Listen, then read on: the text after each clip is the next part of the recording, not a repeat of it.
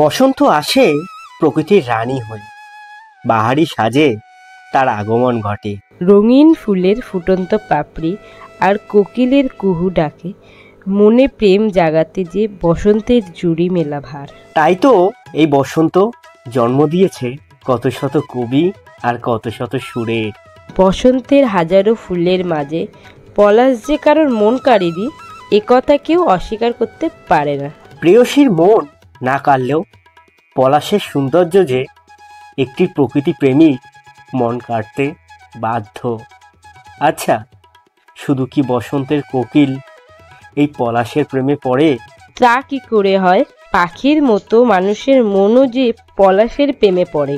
তাই তো কাজী নজরুল ইসলাম লিখেছেন, হলুদ গাঁদার ফুল, রাঙা পলাশ ফুল, এনে দে এনে দে, নইলে রাঁধবো না বাঁধবো না চুল। সত্যি বলতে পলাশ ফুলের রূপ গুণের কমতি নেই, শুধু যে নজরুল গীতির মধ্যেই এই পলাশের উল্লেখ পাওয়া যায় এমন কিন্তু নয়। দেশাত্মবোধক একটি গানেও এই পলাশের উল্লেখ পাওয়া যায়। এমনকি রবীন্দ্রনাথ ঠাকুরের অনেক কবিতা এবং গানেও এই পলাশের উল্লেখ আছে, যেমন দোলের গান ওরে গৃহবাসীতে। তো চলুন জেনে নিই এই গাছ সম্পর্কে কিছু কথা। পলাশ মাঝারি আকারের পর্ণমোচী বৃক্ষ। এর বৈজ্ঞানিক নাম বুটিয়া মোনোস্পার্মা। এটি ফ্যাবাসি পরিবারের একটি বৃক্ষ। এর কাণ্ড মোটা ও খসখসে এবং শাখাগুলো একটু বাঁকানো প্রকৃতির। এর পাতা ত্রিপত্র এবং তুলনামূলকভাবে বড় হয়। বসন্তকালে এই গাছে লাল, কমলা এবং হলুদ রঙের ফুল ফোটে, যা দেখতে অগ্নির শিখার মতো লাগে। এই জন্যে একে অগ্নিবৃক্ষও বলা হয়। সত্যি বলতে প্রকৃতি প্রেমী হওয়ার কারণে পলাশের সৌন্দর্য যেমন বর্ণনা করে শেষ করা যাবে না, ঠিক তেমন পলাশের সৌন্দর্য ছাড়াও আছে ঔষধি গুণাগুণ। যেমন ফুল, পাতা, ছাল ও মূল ঔষধি গুণে ভরপুর। প্রাচীন আয়ুর্বেদিক চিকিৎসায় এটি ব্যবহার হয়ে আসছে, যেমন ডায়রিয়া, ত্বকের সমস্যা, জ্বর এবং শ্বাসযন্ত্রের সমস্যার উপসর্গ কমাতে এই গাছের গুরুত্ব অপরিসীম। নমস্কার বন্ধুরা, আমি দেবরাজ। আমি অঙ্কিতা। দেবরাজ ব্লগের আরও একটি নতুন এপিসোডে তোমাদের সকলকে জানাই স্বাগত। বেসিক্যালি আজকের ব্লগটা তাদের জন্য যারা ভাবছো পুরুলিয়া যাবে বা বাঁকুড়া যাবে পলাশ ফুল দেখার জন্য বা যেতে পারছো না তাদের জন্যে। তোমরা কি জানো কলকাতার বুকে এমনও কিছু জায়গা রয়েছে যেখানে প্রচুর পরিমাণে পলাশ ফুল ফোটে? তারই মধ্যে কিন্তু একটা তোমার হাওড়ার বেলুড়। দেখতে পাচ্ছ আমার পেছনে কিন্তু রয়েছে পলাশ ফুল গাছ, অজস্র পলাশ। আর এদিকে আমাদের অঙ্কিতা ম্যাডামকে যদি দেখাই, দেখতে পাচ্ছ অঙ্কিতা ম্যাডাম হাতে পলাশ নিয়ে, গলায় পলাশের মালা পরে কিন্তু একদম রেডি। তাহলে অঙ্কিতা, ওই বসন্ত এসে গেছে, দোলও এসে গেছে, তাহলে পুরুলিয়া কবে যাচ্ছিস? এই তো পুরুলিয়া চলে এসেছি। এটাই পুরুলিয়া? আমি তো পুরুলিয়া আছি। ও তুই পুরুলিয়া আছিস? হ্যাঁ, দেখা সবাই কি আমরা পুরুলিয়া আছি। দেখো তো বন্ধুরা, এবার কথা হচ্ছে তোমরা কিভাবে পৌঁছাবে এই লোকেশানে। কিভাবে পৌঁছাতে হবে তার জন্য আমি পুরো ডিটেলসটা দিয়ে দিচ্ছি। দত্তপুকুর, বামুনগাছি, বারাসাত অথবা মধ্যমগ্রাম থেকে যারা এই জায়গায় যেতে চাইছো তাদের জন্য এই রুটটা।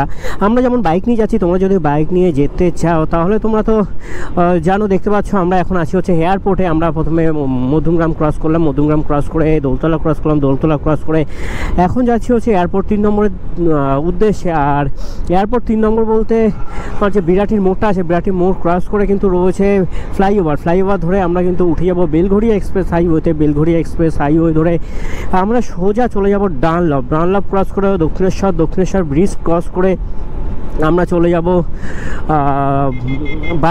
বালি থেকে আমরা ঢুকে যাব বেলুড়ে। মানে বালির আগে থেকে কিন্তু আমরা বেলুড়ের দিকে ঢুকে যাব ওই বাদিকের রাস্তাটা নিয়ে। আর বেলুড়ের ওই রাস্তা ধরেই বেশ কিছুটা গেলে রয়েছে হচ্ছে বেলুড় ইএসআই যে হসপিটালটা আছে, বেলুড় ইএসআই হসপিটালটা। আমরা এখন যে জায়গাটায় আছি এটা হচ্ছে তোমার বিরাটি মোড় যেটা। আর বিরাটি মোড়ে যে দেখতে পাচ্ছ যে গেটের জ্যামে দাঁড়িয়ে আছি, আর সামনের যে সিগন্যাল পোস্টটা দেখতে পাচ্ছ, সিগন্যাল পোস্টের পাশে দেখতে পাচ্ছ শিমুল গাছ। আর শিমুল গাছটা দেখো পুরো একদম লাল হয়ে আছে। সত্যি কথা বলতে এর জন্যই তো আমরা গ্রাম বাংলাকে ভালোবাসি, এর জন্যই হয়তো আমরা গ্রামের টানে ছুটি বারবার বিভিন্ন জায়গায়, যেমন পুরুলিয়া বলো, বাঁকুড়া বলো।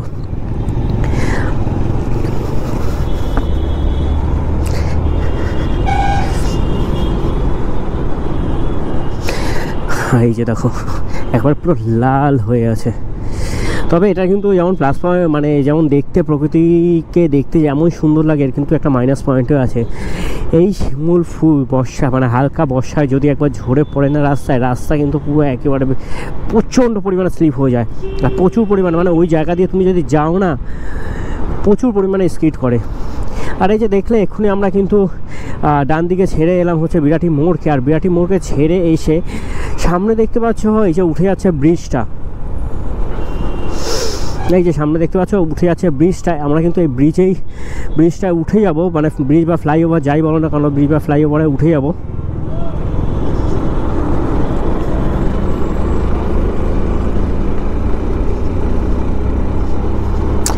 আর এই জায়গা থেকে একটা এয়ারপোর্টের না খুব সুন্দর ভিউ পাওয়া যায়, খুব সুন্দর ভিউ পাওয়া যায় সকালবেলা বেসিক্যালি। এই জায়গাটায় দাঁড়ালে পুরো একদম এয়ারপোর্টটাকে অসাধারণ লাগে। আর দেখতে পাচ্ছ ভিউটা পুরো একেবারে কংক্রিটের জঙ্গল।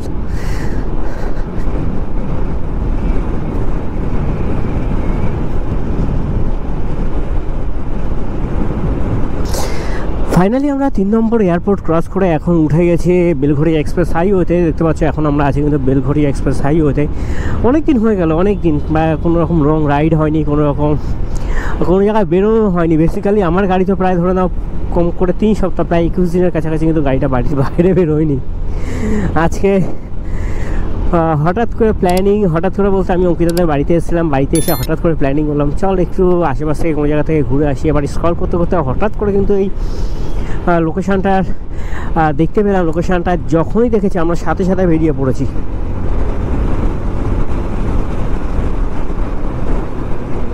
তোমাদের দেখাই, আমরা আছি এখন বেলঘড়ি এক্সপ্রেস হাইওয়ের ওপর। আর ডান দিকে দেখতে পাচ্ছ একটা রয়েছে শিমুল গাছটাকে লাগছে দেখো।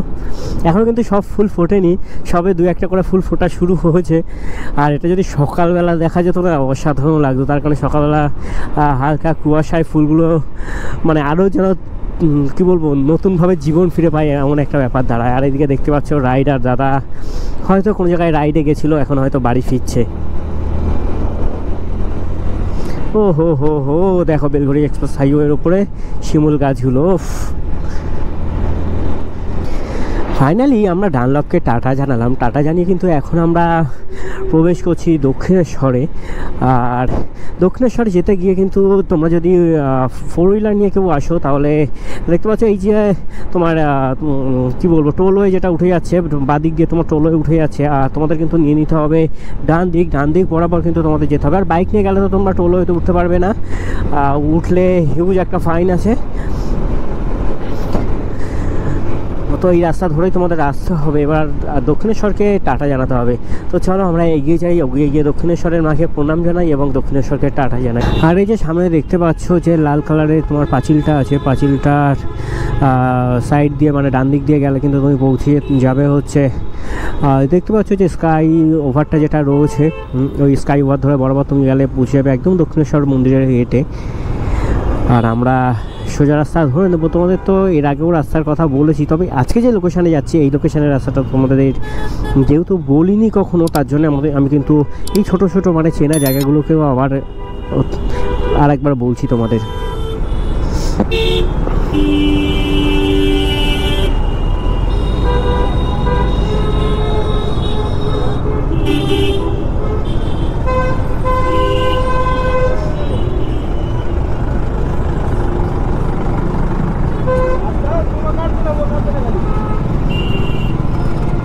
ফাইনালি তোমরা দেখতে পাচ্ছ আমরা কিন্তু এখন উঠছি হচ্ছে দক্ষিণেশ্বর ব্রিজের উপরে। আর তুমি যদি ডান দিকে তাকালে কিন্তু দেখতে পাবে দক্ষিণেশ্বর মায়ের মন্দির। জানি না ওপর কতটা দেখাতে পাচ্ছে, তবে আমরা দূর থেকে মাকে প্রণাম জানালাম।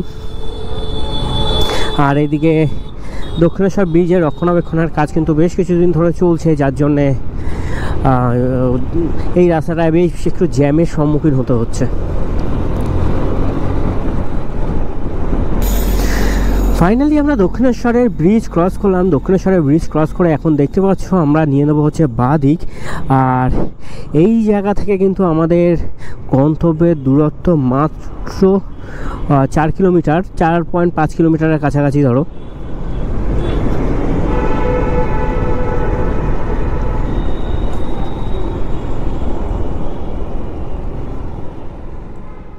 তোমরা দেখতে পাচ্ছ আমার সামনে রয়েছে হচ্ছে বেলুর যে ইএসআই হসপিটাল আছে, ইএসআই হসপিটালটা। আর ইএসআই হসপিটাল থেকে কিন্তু আমরা নিয়ে নেবো হচ্ছে বাঁ দিক নিয়ে আমি গেছি, গিয়ে ভেতরে গিয়ে বাইকটাকে রেখে এসেছি, তোমাদের দেখাবো বলে জাস্ট বাইরে এলাম। আর দেখতে পাচ্ছ এখানে যে প্রতীক্ষালয়টা আছে, প্রতীক্ষালয়ের ভেতরেও কিন্তু দেখতে পাচ্ছ পলাশ ফুল গাছ, সে প্রচুর পরিমাণে লাল পলাশ ফুটেছে। আর আমাদের ওই যে অঙ্কিতা ম্যাডাম দাঁড়িয়ে আছে সামনে। আর এখানে ঢুকতেই তোমাদের প্রথমে যেটা নজর কাটবে সেটা হচ্ছে যে কদম গাছে একটা বোর্ড লাগানো আছে, বোর্ডে লেখা আছে শাল পলাশের দেশে ফুল ফুটেছে পলাশ শিমুল, ফুলে ফুলে হলুদ লাল বনেতে লেগেছে আগুন, পলাশের সৌন্দর্য উপভোগ করুন, কিন্তু ফুলে অথবা গাছের ডালে কেউ হাত দেবেন না বা ছিঁড়বেন না। আর এটি এখানকার যিনি আছেন প্রধান, যিনি দেবব্রত মণ্ডল বাবু, উনি কিন্তু এটা এই বোর্ডটা লাগিয়েছেন। আর এখানে প্রচুর পরিমাণে কিন্তু ফটোগ্রাফারের আনাগোনা ঘটেছে। তো চলো আমরা আস্তে আস্তে ভেতর দিকটায় যাই। ফাইনালি বন্ধুরা তোমরা দেখতে পাচ্ছ আমরা এখন প্রবেশ করছি পলাশ বনের ভেতরে। বেশ কিছুটা পথ আমরা এগিয়েছি, এগুলোর পরে সত্যি পরিবেশটা দেখে মানে মুগ্ধ হয়ে গেছি, মানে কথা বলার মতো কন্ডিশন নেই, এত সুন্দর লাগছে। তো চলো সামনে গিয়ে দাঁড়িয়ে তোমাদের ঘুরে দেখাই জায়গাটা।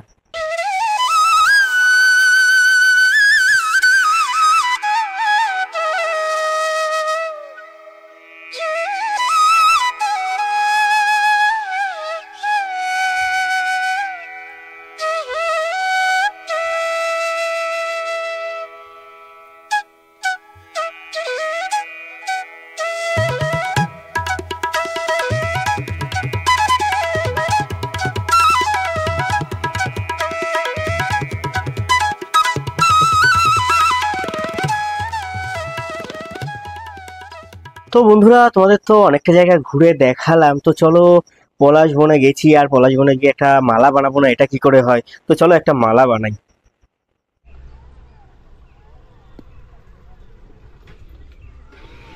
এত বড় মালা করছিস কেন? কি করবি এত বড় মালা নিয়ে? এত বড় মালা নিয়ে কি করবি?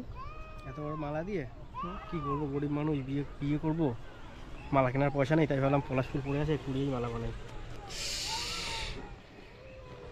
পলাশ ফুল দিয়েও আমাকে মারছে।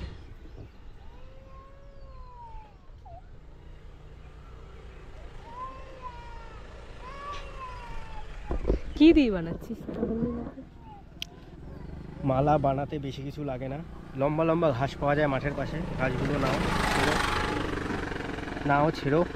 ছিঁড়ে তোমার মধ্যে যদি প্রতিভা থাকে তুমি তাহলে মালা বানাতে পারবে। কত বড় হয়েছে মালাটা ভাই, মালা বড় হয়ে গেছে। আর লাগাবো না, ধর এই সাইডে ঢুকবে।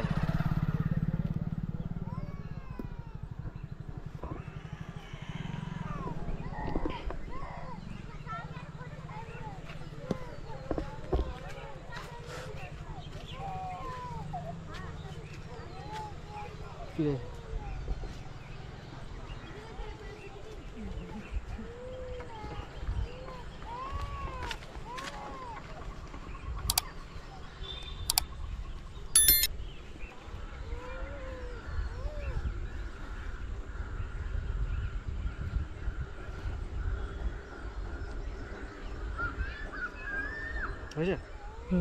ছিঁড়ে না যায়, ধর কর, ধর কর কর, ধর নে, ধর নে পলাশের মালা। গা ফা চুলকাবে না? গা চুলকাবে কি রে? চুলকাবে না না, পলাশ মালা গা চুলকাবে? খুঁটিস না পড়ে যাবে। কেমন লাগছে? তো চলো বন্ধুরা আজকের ব্লগটা এখানেই শেষ করছি, দেখা হচ্ছে পরবর্তী ব্লগে। ততক্ষণ ভালো থেকো, সুস্থ থেকো। আর আমার এই ব্লগটা ভালো লেগে থাকলে অবশ্যই লাইক কমেন্ট শেয়ার এবং সাবস্ক্রাইব করে পাশে থেকো। আর অবশ্যই একবার হলেও কিন্তু হাওড়ার এই সাপুইপাড়া যে পলাশ বনটা আছে, পলাশ বনে এসে ঘুরে যাওয়া চাই।